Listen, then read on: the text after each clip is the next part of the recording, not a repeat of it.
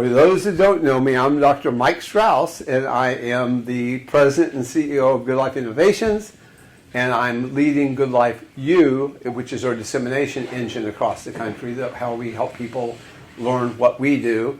And I also am leading with other people, iLink Technologies. So we're really working on a lot of things and then trying to help a lot of people. But I always want to go back at the beginning. The title and the mission is super important to me. Living the good life. I love the title of Good Life and our purpose of living the good life, because that's what we want. We want a good life. And we're trying to create the next generation of services that can do a couple things. The purpose of the next generation of services is to advance independence, inclusion, self-direction, personal safety, and privacy. That's what we're trying to advance. By the way, if those people know, that's kind of the tenets of the settings rule, is advancing those principles for people that we want to support or that we support. But it's also, the second part of that mission is super important to me.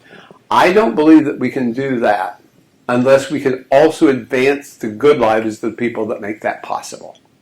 So, 5 years ago, we actually formally made a change in our mission to not only make a meaningful difference in the everyday lives of people who need help to live independently, and those people who make that possible. Because without one, you don't get the other. Does everybody agree with that for the most part? Yeah? All right. Well, that's what we're trying to do today. That's what we're going to hopefully accomplish. And GoodLife U, nationally, is our branch of GoodLife that disseminates everything that we do. And, we should celebrate. And, with the passing of our founder and mentor, and the mentor of the department, Dr. Jim Sherman, who started this 50-year journey. We have a 50-year partnership with the University of Kansas. That's almost unheard of in our world. Department of Applied Behavioral Science, where they and we work creating new visions and models of care that takes us to that next generation. And each of those decades across those 50 years, it in fact did. And now we're working on that next leap, which is technology leveraged services. And so we're really proud of that. I'm a faculty at the University of Kansas as well as the CEO. I'm very proud of that part. But we have this joint partnership, and I'm not sure if there's much of a distinction between what we do with the university and what we do here, because the point of what we're trying to accomplish is that everything we do to help people across the country, we do here first. We actually disseminate what we do that works. Remember that last little part, by the way. We disseminate what we do that works. And that's a part of our mission, is not just serving people here in Kansas or in our service region, but also making a difference across the country. And I want to say, I really mean this. If I'm expanding the reach of GoodLife, our goal is to improve the lives of people with intellectual disabilities or people who need help to live independently in general, directly or indirectly. Meaning, if I can go to Arkansas and improve the lives of people by helping providers be better providers of care, have more stability across the nation with direct support work, we're advancing our core mission. That's what we do. Don't have any ego of whether we can do it or we can help somebody else do it. Both are something to be proud of. And your role of demonstrating and creating and perfecting what we do is critical to this overall mission. Here's what we're going to cover today. 7 things. And I'm going to hit it at a high level. But, our workforce is disappearing. I want you to understand why and why it's not coming back. It's important. And the second thing is, I'm a behavioral analyst at my core. I will never stop being a behavioral analyst. And what that means is I approach things in a unique way, in that I'm sort of always think I work backwards sometimes from the problem, and I try to come up with solutions based on the barrier or the problem. And I always do what in my head is a functional analysis of why something either works or doesn't work, because it helps me understand what I need to do to design or create a better system. And we're going to look at a functional analysis of what doesn't work about in-home care, and why are people so locked into congregate care? Why is that so challenging to change? We're going to talk about what's the solution. How do we move to the final rule, or the principle of inclusive living, and how do we do that? What's the solution for that? We're going to give a case study. I'm using the neighborhood network in the case study, even though we do all the other services like shared living and other things. But I want to focus on the neighborhood network because it was designed from the ground up to combine technology and service delivery in a way that accomplished our primary missions of improving the life of people with intellectual disabilities or just people who need help to live independently, while at the same time improving the lives of the people who make that possible. It was designed from the ground up to do both, not one, but both. And then last is I want to talk about swiping left. And what I mean by swiping left is sometimes we need to change the continuum of intrusiveness. You know, there's times in our past where there was a care strategy that was considered the best practice, but then something else came along. And then that became the new best practice, and you swipe the other left.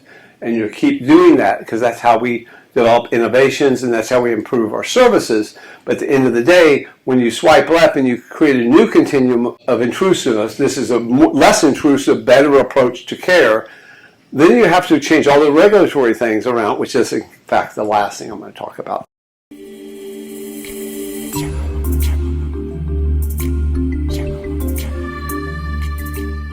The first thing I want to talk about very briefly, look, you guys live staff stability, but you live it from your perspective, and we have very challenging people that we serve in our program, but at the same time, there's lots of challenging people across the country, and I'm telling you, staff stability it's been for decades the most challenging issue that comes between a community provider and good care, and it's been true with us as well. That data that you're seeing right there, which I'm not going to go over in the details, has been the data that has existed for 40 years. Now, what I can tell you is the most stable thing about that data is how unstable it has been for so long. I can tell you, 20 years ago we were looking at 50% turnover. I've worked with researchers, Dr. David Braddock, who's researched this for years and decades, and it's always been pretty close to that day. The only thing about our workforce that's really changed up till before the pandemic, I'm drawing a line there, but up till before the pandemic, the only thing that's changed is who we hire. In my early day, we would hire people with college degrees to be direct support staff. We don't do that much anymore. But we're still facing 50 to 75% turnover of direct support staff. Nationally, I see vacancy rates anywhere from 25 to 35%. It's really been tough. And when you work in an unstable environment for 4 decades, you think that that's just the way it's supposed to be. And you put your head down and you just shovel through sometimes, right? But our goal is to try to make that better. And we work really, really hard on trying to make little and big things combine together to improve that. And we're constantly revisiting, is there a way we can make a little bit of difference by doing X, Y, or Z? Okay, everybody will see this from a different perspective. But you're really looking nationally at this data, and a third of our workforce we're replacing every 6 months. It's incredibly challenging, and some places, are really, really having really tough times. But what I really want you to understand is that there were some supernovas that happened that all coincided with COVID. And they changed the stability in our workforce in a way that's going to continue to disappear beyond what it ever had. And it's going to take on increasingly characteristics that's even going to be more problem concerning, which means that we're going to have to rethink how we do services. What happened? Well, here's what happened. We had a massive event with COVID, right?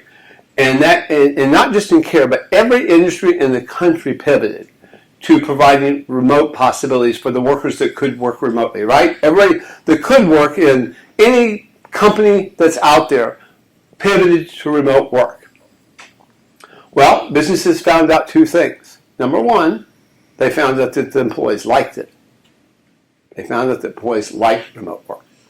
Number 2, which is to them probably the bigger thing, is they could save money and they could hire people that they couldn't hire before. So when that happened, companies knew that they could actually have some advantages by combining remote work to in-present work, hybrid work strategy, all kinds of things. And they changed. And then all of a sudden, employees all of a sudden loved it.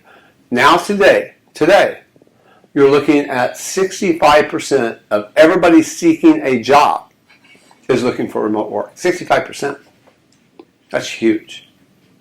Behavioral analysts can work remotely now. And now you see all these fields develop. And if you're not doing it, you're going to be left behind, because you will not have a workforce. Another couple supernovas that happened, though, at the same kind of time is technology just sort of blossomed because of this. We're very innovative as a country, and when we're all remotely working, all of a sudden all the technology has changed around to make that better. I remember right before the technology, even though I've always been in remote strategies, as you know, the whole thing from Zoom to Teams to all the technologies that surround remote work just got better. People got more comfortable with it. To the point, I have meetings in our own building right here with people that work with me on my team, and they will meet with me from their office remotely, even though they're here. It's because they're comfortable. They got their desk laid out. They got everything there. They got their graphs up. They got all the information they need. And it's just a different way of working. So technology has also fueled this thing. And then lastly, or second from lastly, you've got people like me. I know some people want it to be people like me quicker, but there's people like me retiring. We're having seniors retire one every 8 seconds, 10,000 seniors a day. The baby boom is now reached retirement. What that means is that the baby boom is hitting the care industry. We used to have competitors before that were other providers.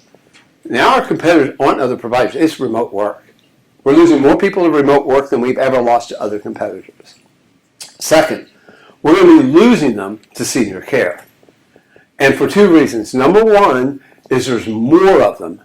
They always can get more money from lobbying, I can tell you that. And 70% of them are private pay. We cannot compete with gray pay. Can't do it. So it's going to consume all the workforce. These are three factors that hit all at once. You got the seniors, you got remote support, the COVID kind of fueled forward. And now the last thing is our services are in complete transition. Even fueled further more quickly by COVID again. Everybody has that picture of the senior assisted living where somebody was on the outside of the window looking at a senior on the inside of the window, how horrible and harrowing it was for a senior to be in congregate care and they didn't want to be. Now you got, our customers have spoken. People want to have services in their own home, around their own terms. They don't want to go to some place for care. They want to have care given to them. Well, that's really great. But it also is going to consume more and more and more talent if we do it the way we've always done. Does that make sense to everybody, right? All those things are happening all at the same time. Plus, care is getting more complex. If you're thinking of care, you're looking at people who are IDD folks who are aging now, and they're having more complex health care. You're having people in the care industry who have substance abuse, and they're living longer. And so they're having age-related needs. And so our whole population is getting more needy, as well as more people coming in. And so all of those factors are happening. And you know what? It's harder to attract staff to work with people who have more complex needs. That's very documented and very well researched.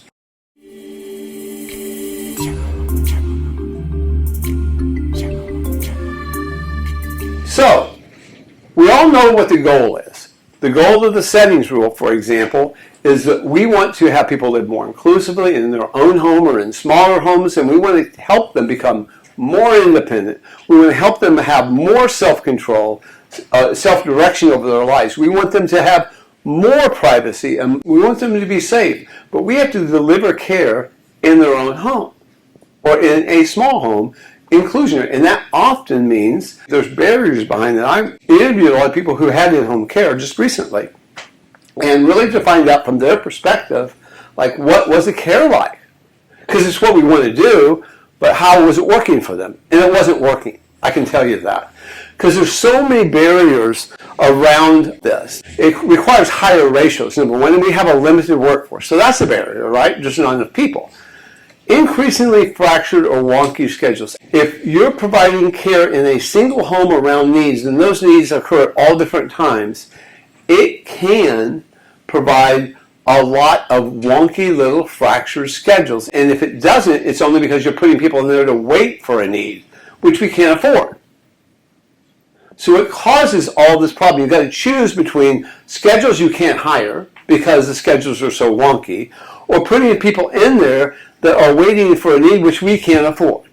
It's a rock and a hard place, right? That's a barrier of moving to in-home care.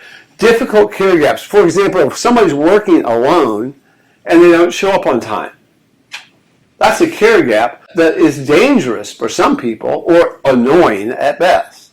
But the people it's dangerous for is a real problem, right? You know, there's equity issues here that says, gosh, you know, I can't really serve somebody who has really serious needs in their own home if I have these care gaps, right? So they end up having to go someplace else, right?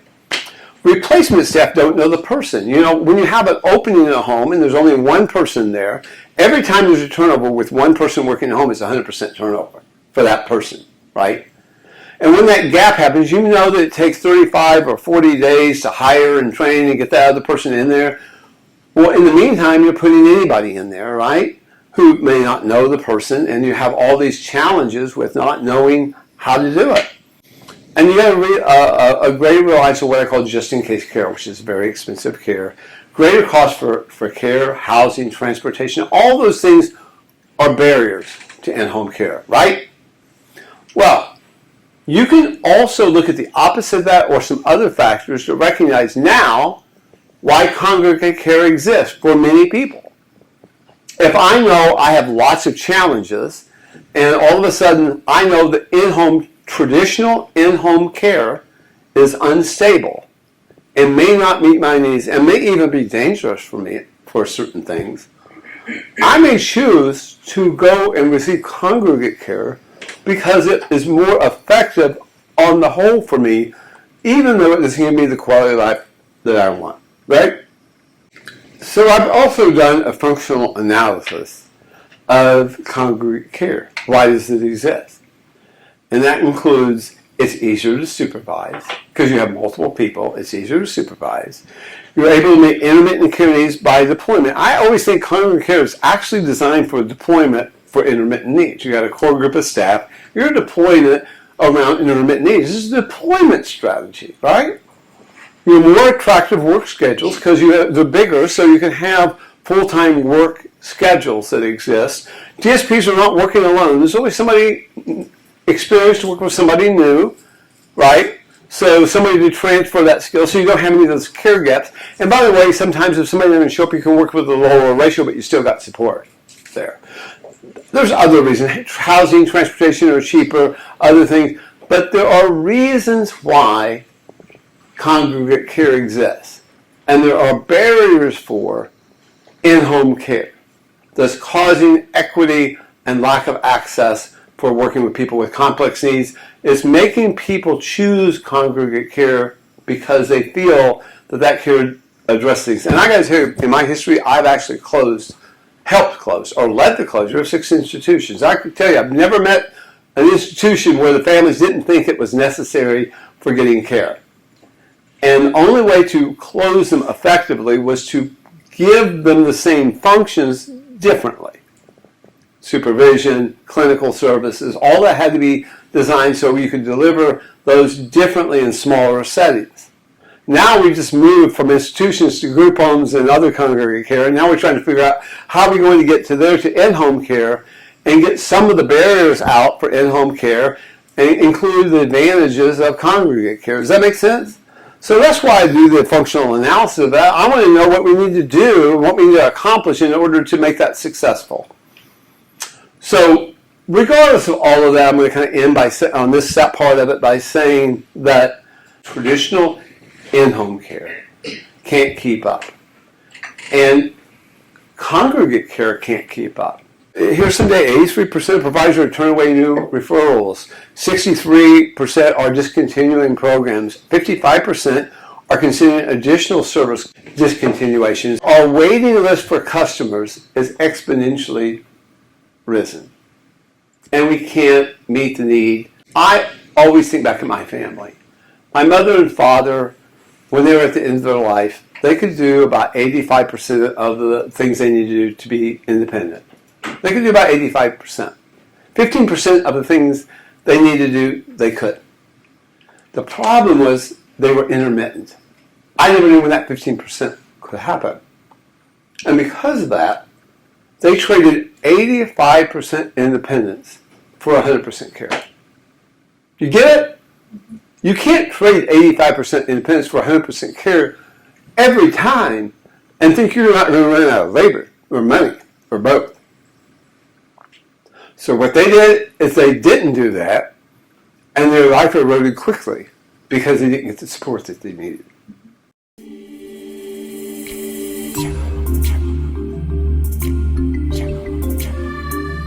So, what's the solution? Here is where the thought leaders, and I'll say we've been very much among that leadership, has envisioned a different solution for a new ecosystem of care.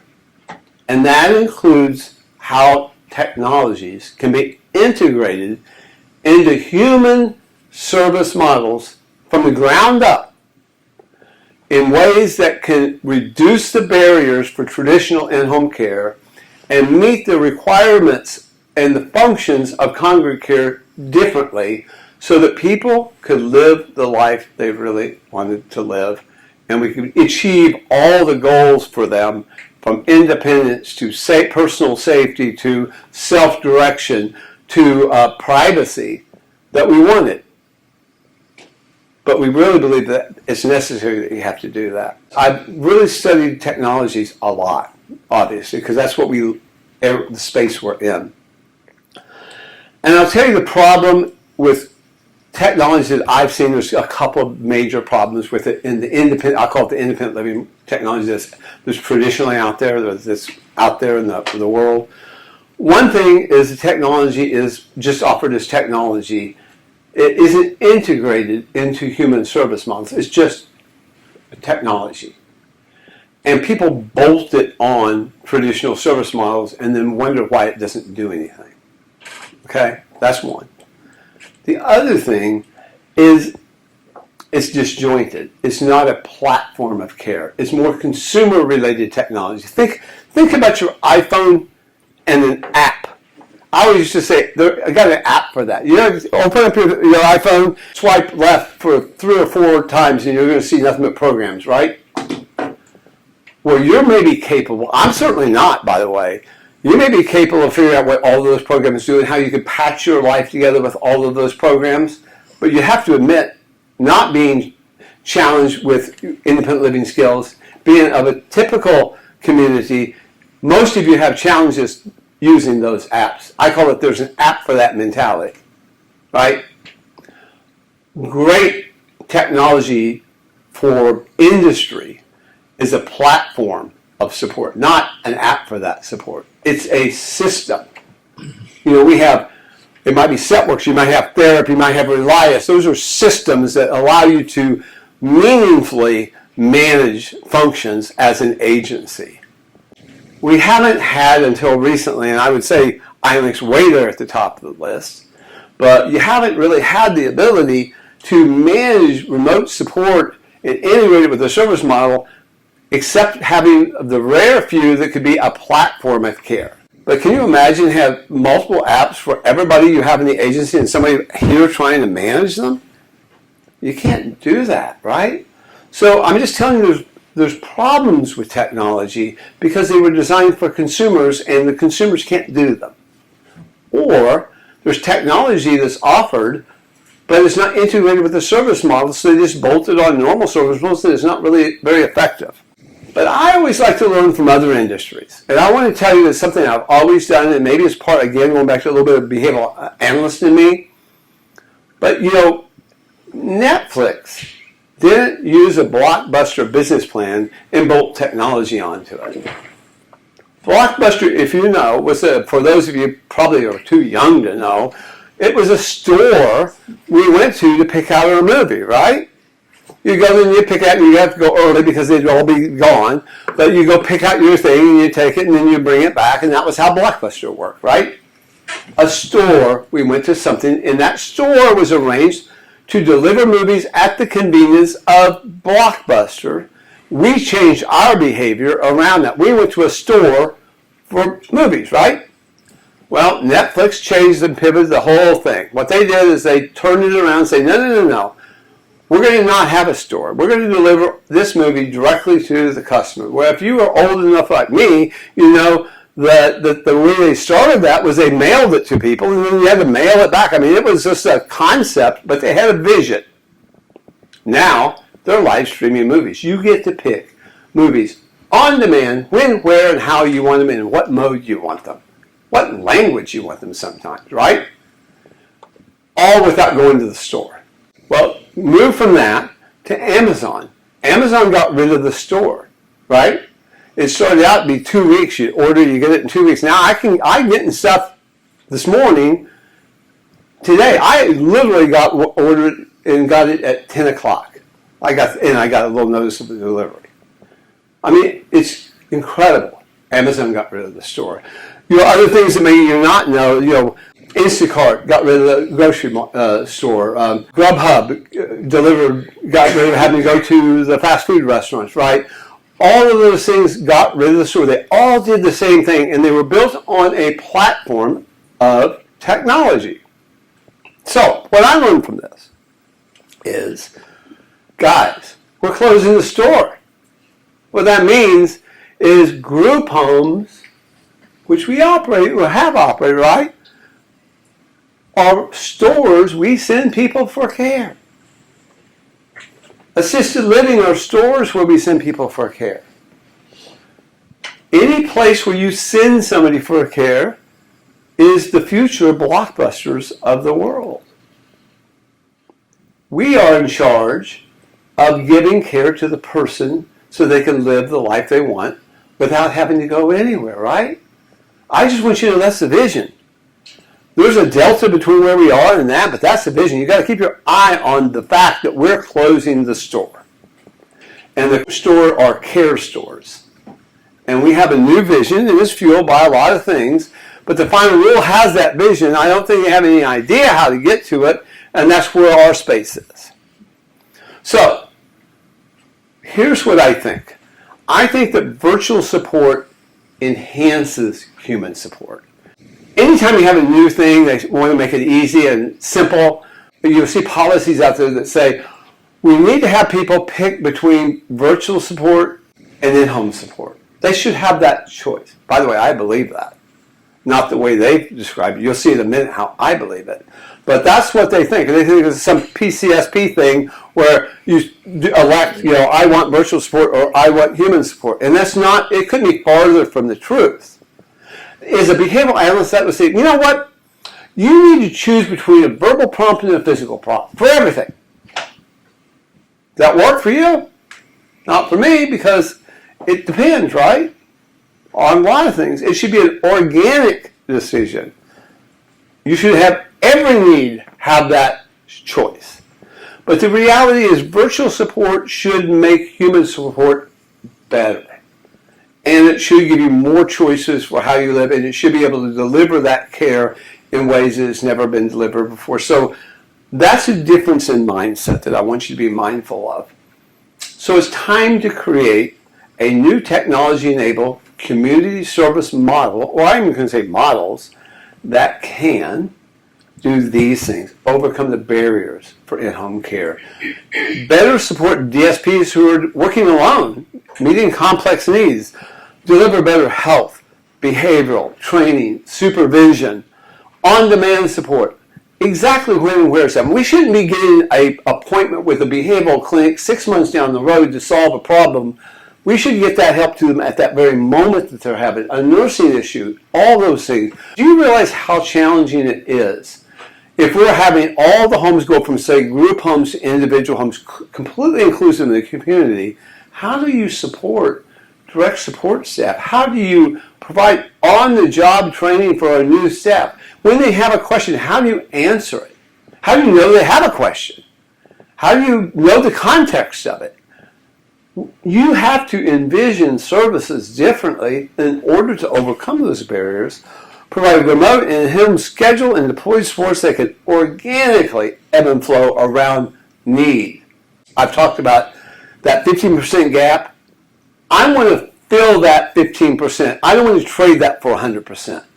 If they're living alone, they can do 85%, but if the 15% is intermittent, we need a technology and a service strategy that can fill that 15% even though it's intermittent.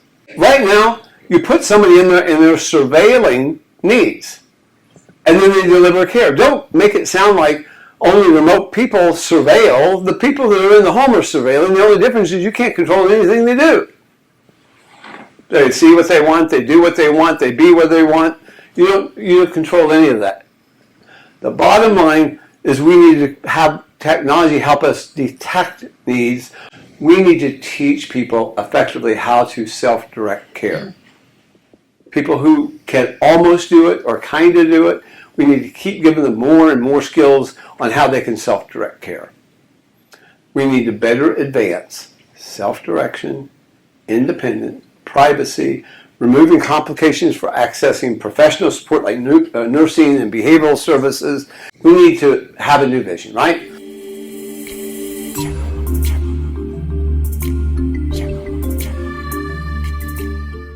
Now I want to give a case study. And it's a little bit what you know about, but maybe with a couple of twists of it.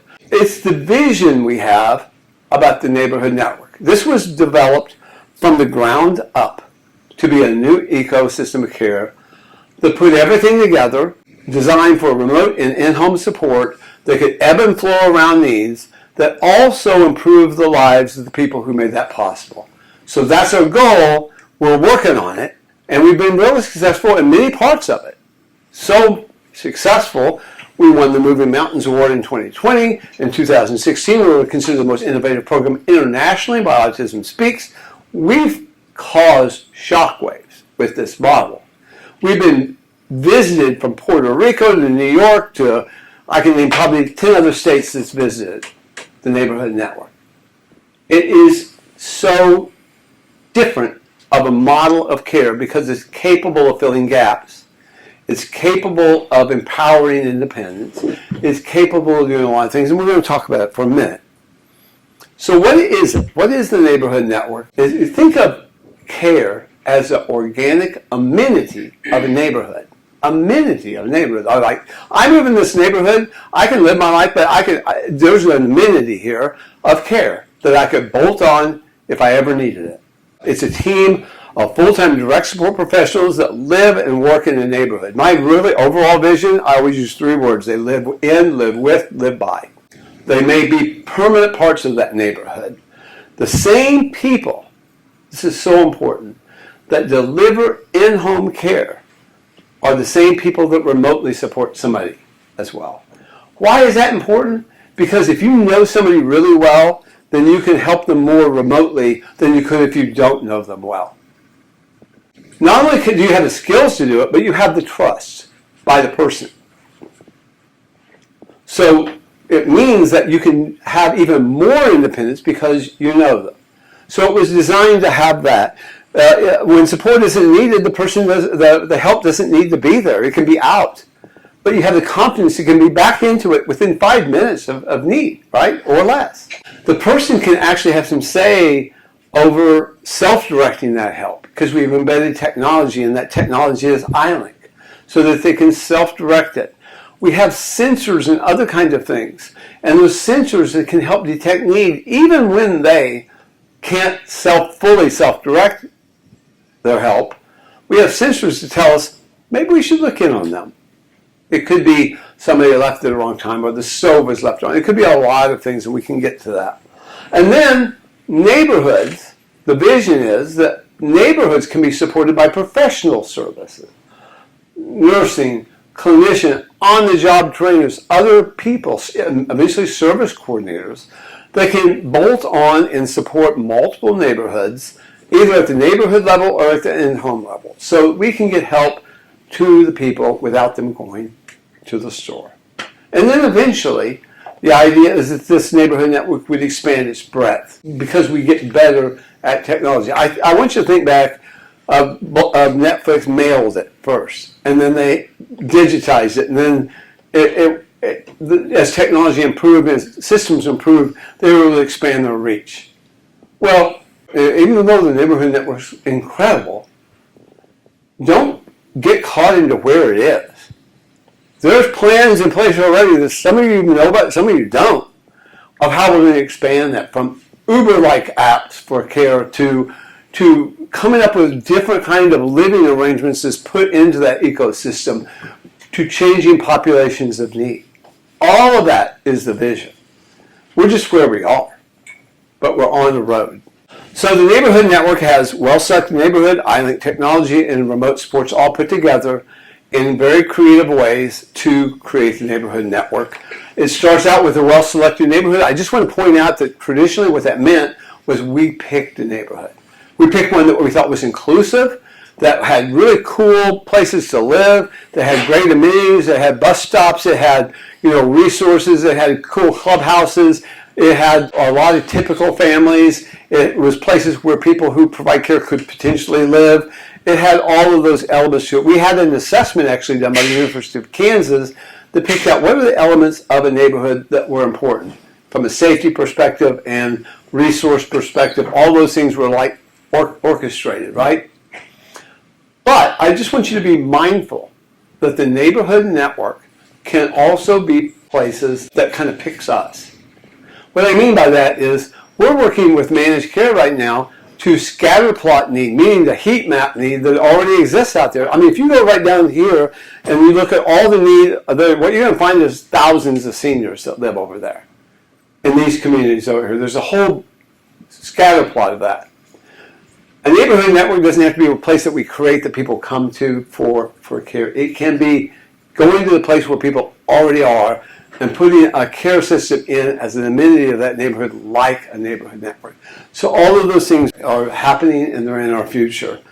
Then the second part of a neighborhood network is iLink Technologies. And of course you know what that is, but not all of you know the current version of it. It's got iLink Home. It's got iLink Assist 3.0, which is a cloud-based technology. That's a platform of care that I talked to you about. It's not an app for that care. It's a platform of care that connects professional people. It connects in neighborhood care to the people who have need. But it's also smart.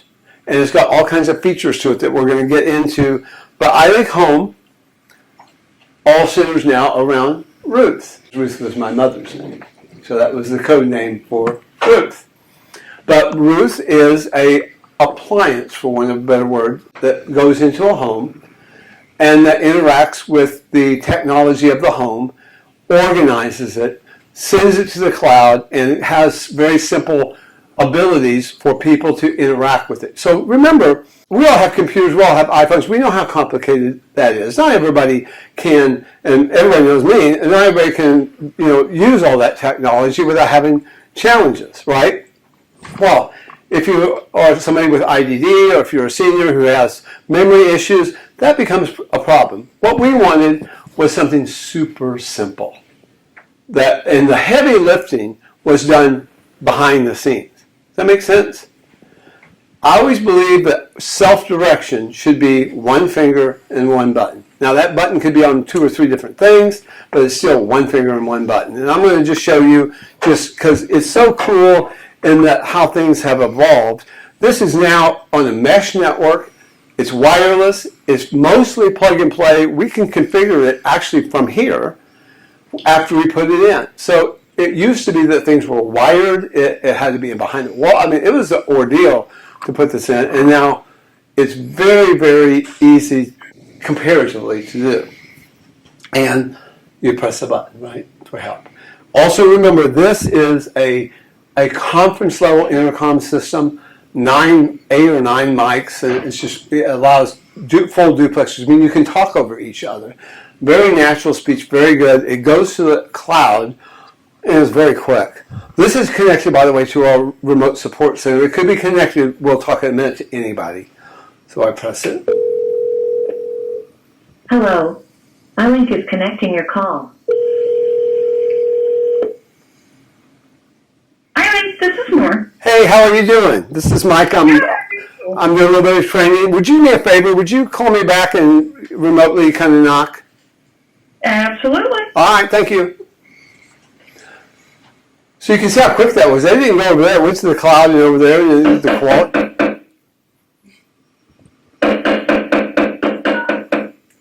Eileen, this is Norm. Hey, thank you for doing that. I just wanted to show how it works. I appreciate it. Yeah, you guys have a great day. All right, bye now. Look, our goal is to make it easy for somebody to get help.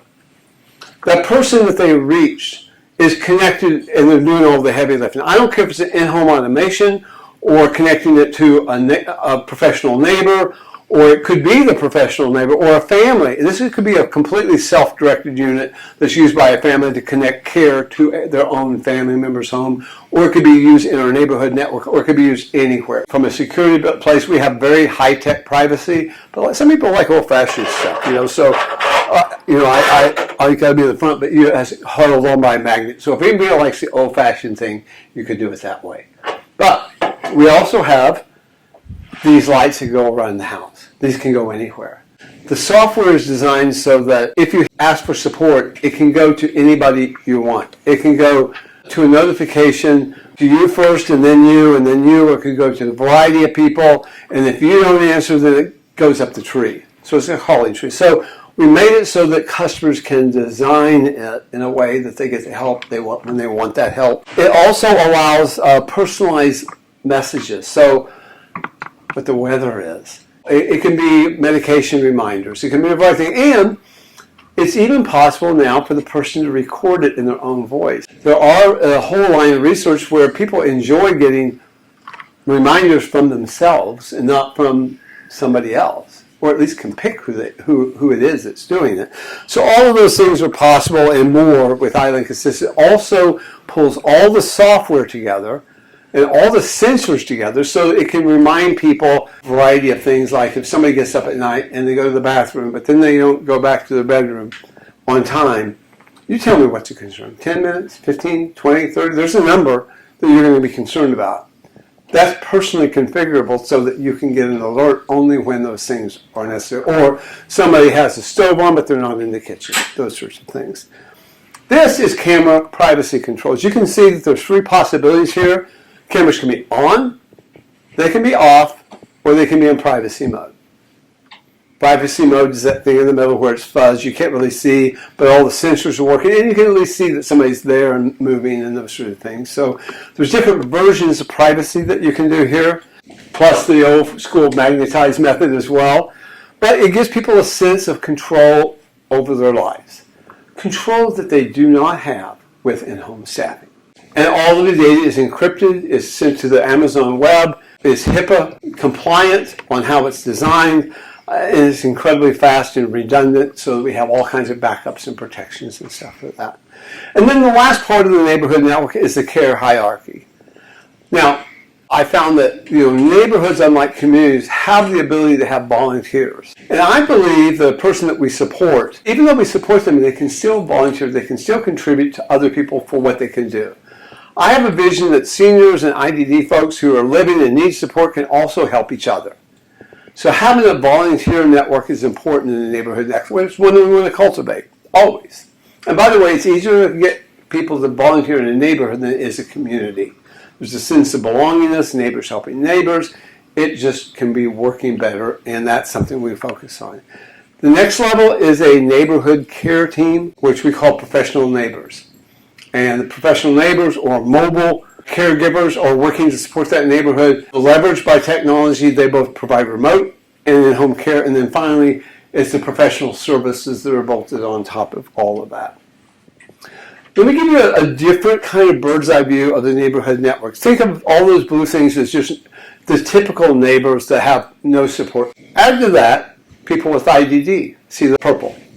It's inclusive, right? They're all inclusively living in a normal neighborhood along with other people. Now, you add the seniors to that. Did you know 19% of our rental communities are seniors already? Already there. They want to age in place. Finally, you got professional neighbors or mobile staff that's embedded in that. That is a normal community that we pivoted and turned in to a new ecosystem of care that's providing care to silo-free populations 24/7 in that way, which is truly the vision of the Neighborhood Network.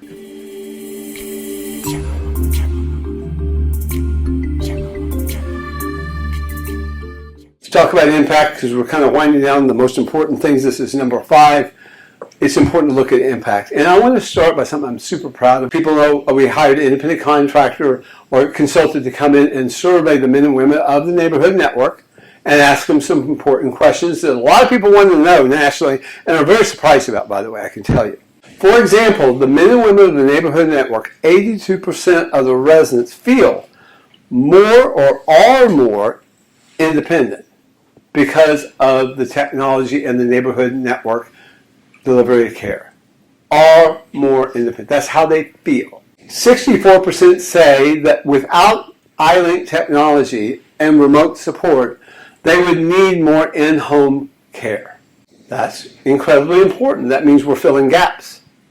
87% experience greater privacy because of the technology. Wow!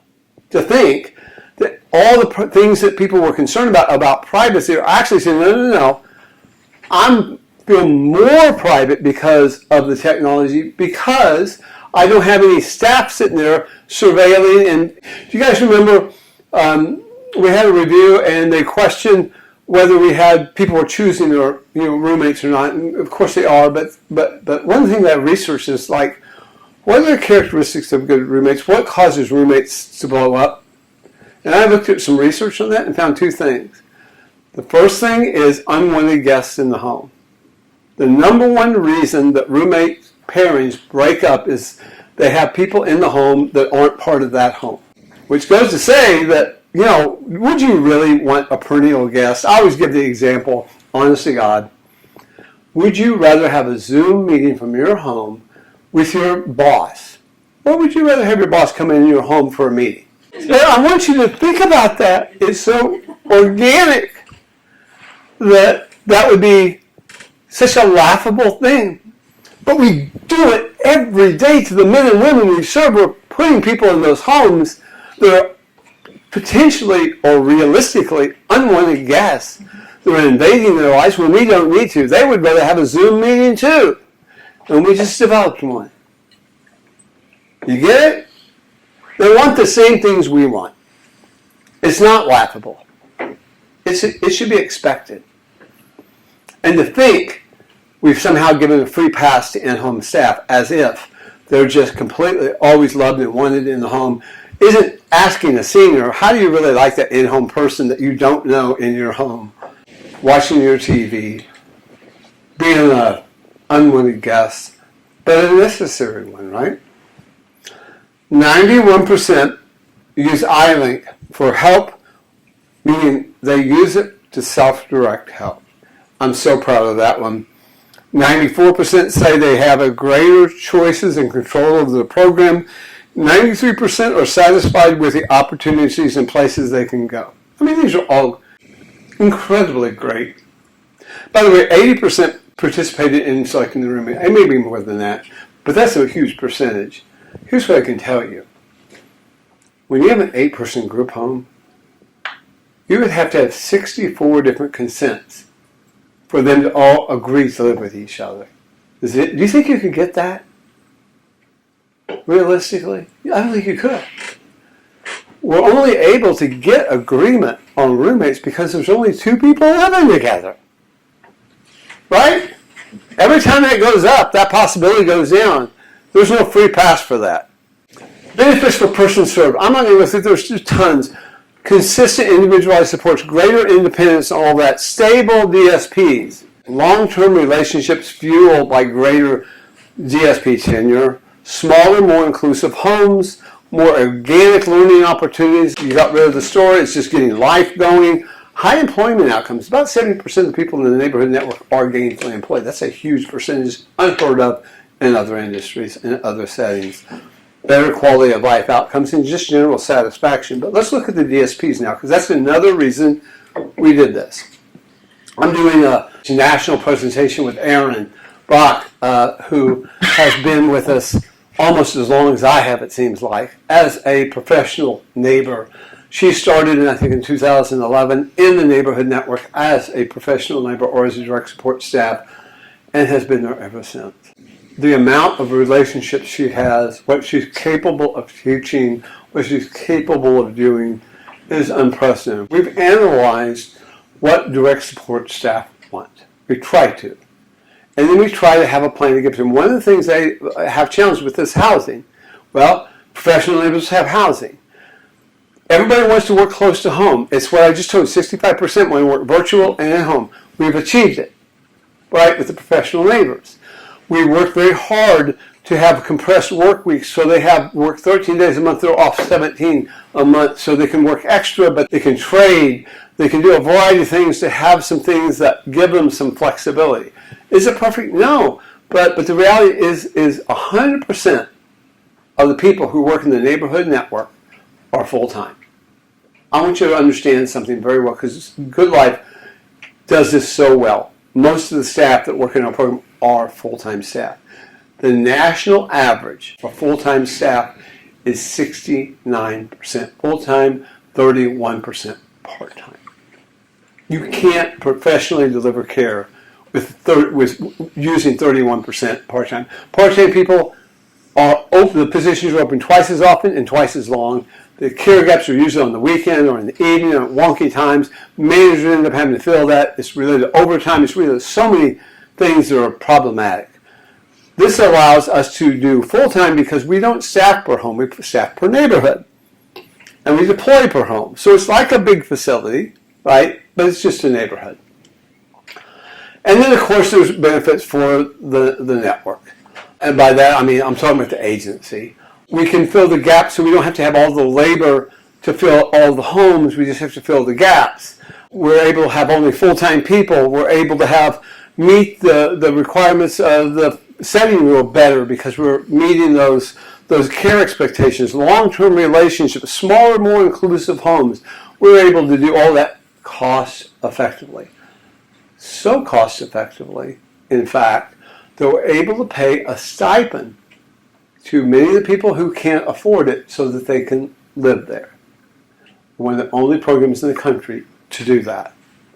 And what that means is we've elevated everybody's standard of care. Equity and access. Those people wouldn't financially qualify for the neighborhood networks that they live in. They can't afford the neighborhood network we're seeing in, but because of how we do it, we can make it accessible to them.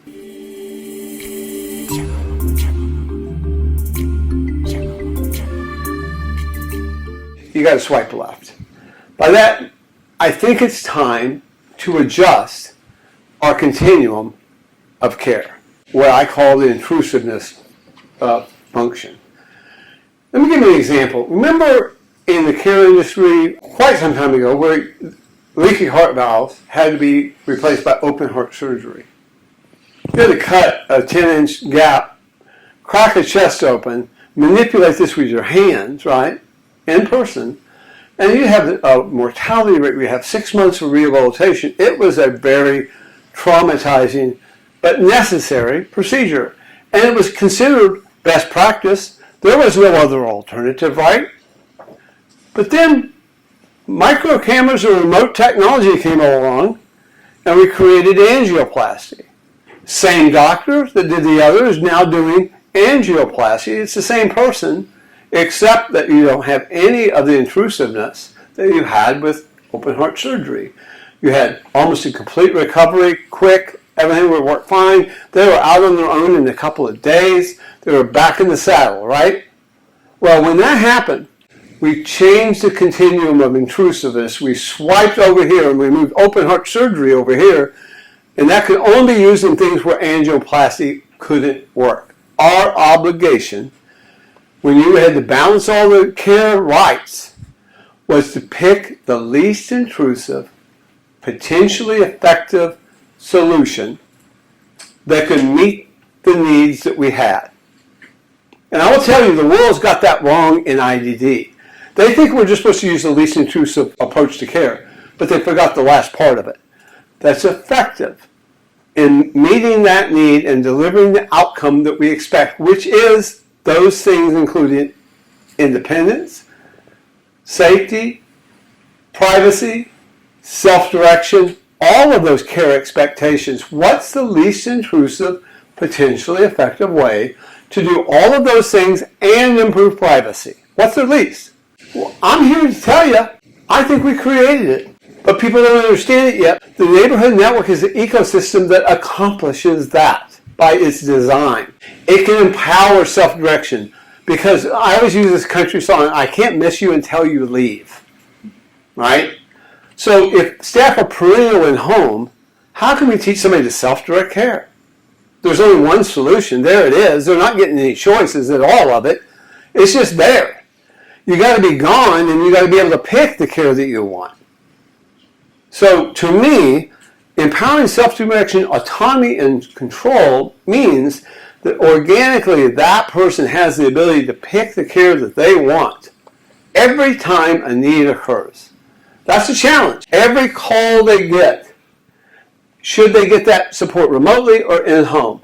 That should be their decision, but they could do that. So it's not a decision once, it's a decision every time a need happens, they should get that decision.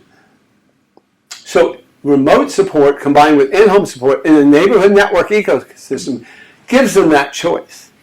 They can hit the self-direction button, they can choose the care they want, and even potentially from whom. When somebody's just in the home, they don't have any of those choices. Understand, that's more intrusive. People who provide remote support have to have the same capabilities of people who provide care in the home. If you're providing remote support, you have to see, you have to be able to hear and talk, you have to be able to sense, and you have to be able to act. We can do all of that remotely. You can do all of that with the right system, but you have to be able to see. You have to be able to interact. You have to be able to do all the things you can do in the home to do best practice care. Same things you do in the home. So there's no difference. It's just like the angioplasty and open heart surgery. It was the same person. They still had to see.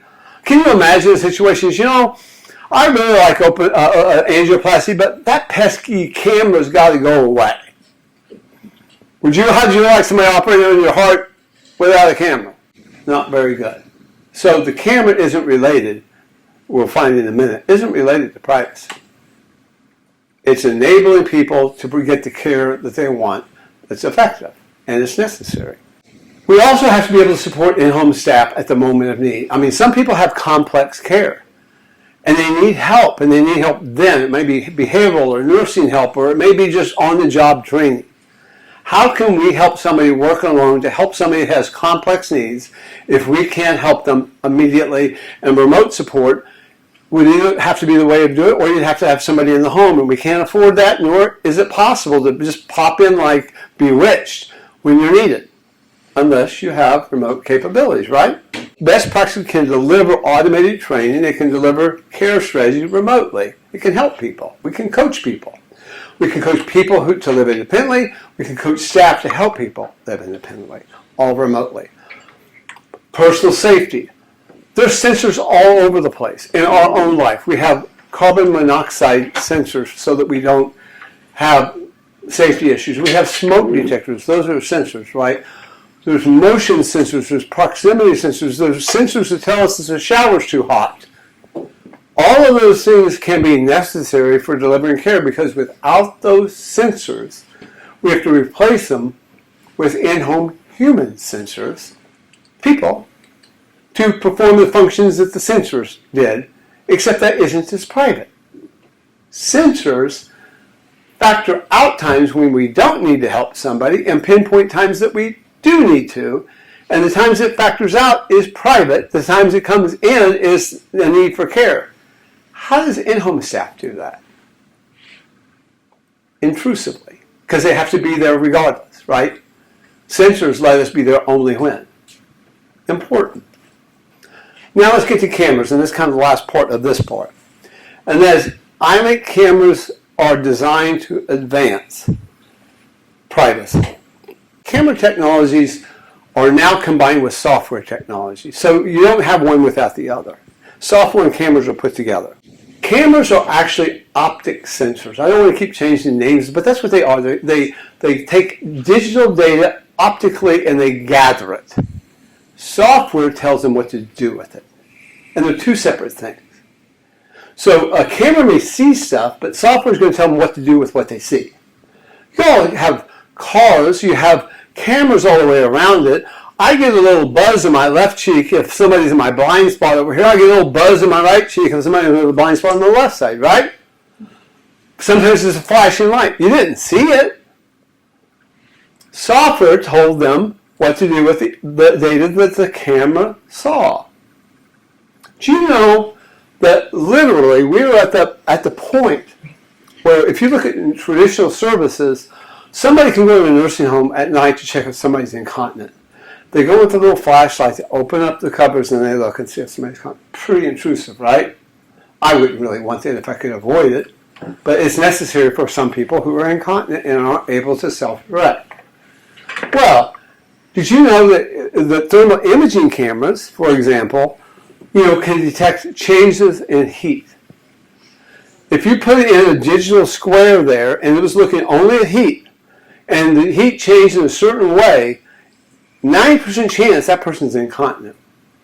Then a text could be sent to somebody to go in and check them only when there was a need. Well, you avoided 7 times of waking them up to the one time you had to. And you didn't intrusively go look at them until there was a need for care. Which is less intrusive? Right? One uses a camera, the other doesn't. We have to move on.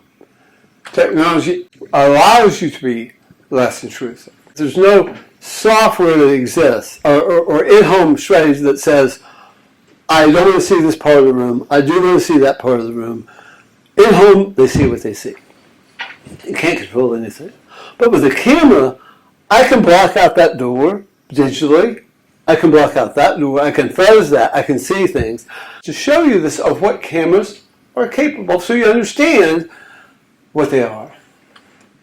So this is a camera that we actually beta test. We know what its capabilities are. It's not put into IONIC at this point. You see, what is that? Oh, that's Dave. You see? And it's changing depending on where you are in the room and what he's doing. It shows a vision. It shows a ghost. You can have, cameras can convert it to an avatar. It can convert things to backgrounds. You do it with Zoom. Cameras collect the data. Software tells you what to do with it. Can you do any of this with a staff person in a home? And if you can't, is this more private? Because you can decide what they see, what they don't, what it is, how it works, all those things. You have an endless grade of privacy because of cameras and software that you can't have for in-home staff. Amazing, right? It all goes down to say that there are really 2 categories of intrusion I want you to keep your eyes on.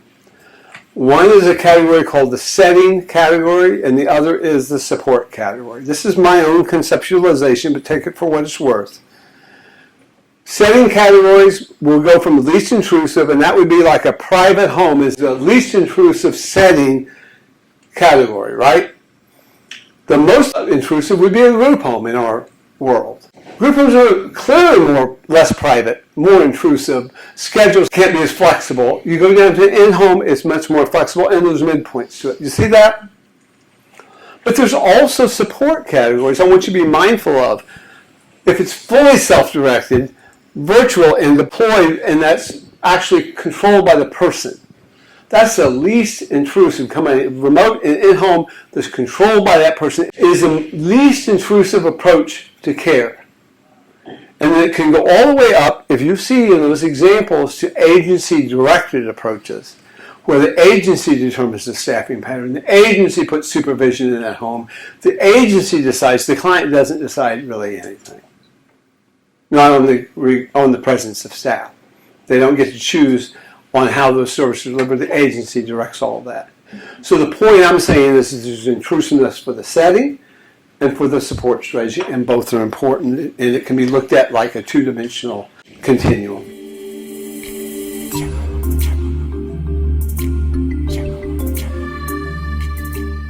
When you get this far out there and what we've accomplished, what we've done is we created a new ecosystem of care that has changed the game on intrusiveness, independence, privacy, self-direction, safety. All those things have been advanced because we've designed a new ecosystem that is leveraged by technology, and technology is making that possible, which includes being able to see, feel, hear, speak, and act remotely. And the same people that is doing one is doing the other. They're doing in-home care and the other. It's just an amazingly organic system. But I'll end by saying this. All policy and all regulations are made around the existing care systems. So it's really designed to perpetuate what we have. We don't fit any shoes out there. All the regulatory system needs to be changed. And by golly, it has to be changed because we just showed that we're less intrusive. And the federal obligation that CMS says we have to meet is we have to use the least intrusive, potentially effective approach for care that can deliver the outcomes that we want, and we just did. And other people haven't been able to do it with tradition. It's more than what we could do with traditional care. So they have an obligation to pivot. It just will take time. Other thing I want to point out is funding systems have to change too, because face-to-face time doesn't match. But when you really get down to it, face-to-face payment systems aren't consistent with the tenets of the final rule. If we're paying for face-to-face and we're expecting independence, that's not okay. If there is that's like paying for physical prompts but not paying for verbal prompts. It's like, well, wait a second. You have to have the ability to shape independence and support independence and still provide self-direction and autonomy and all those things. And you can't do that with just a face-to-face payment, so you've got to pay for the other stuff. The journey is going to be a long one, and it involves incremental steps. We're past where we're mailing in the DVD back to Netflix. But we're not live streaming yet. And we got to get there. And I need your help to do that. I need your help with one other thing. This is a live survey. I'm having people fill out what their opinions are about what they just heard. And your opinion is important to me, and I'll share it with you. So please do this, fill out that, and thank you. Thank you.